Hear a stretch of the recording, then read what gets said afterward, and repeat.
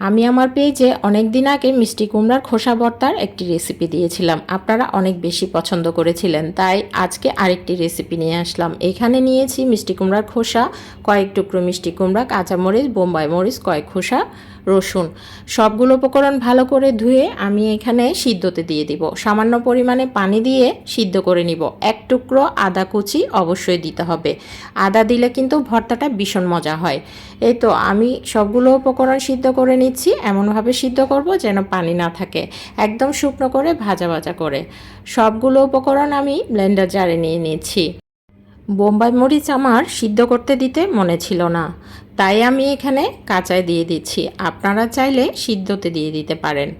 সবগুলো উপকরণ আপনারা চাইলে পাটায় পিষেও এই ভর্তাটা বানাতে পারেন। এই তো আমার পিষা হয়ে গেছে। তারপর প্লেটের মাঝে নিয়ে সরিষার তেল আর লবণ মাখাচাকা করে নিলে রেডি হয়ে যাবে মজাদার খোসার ভর্তা।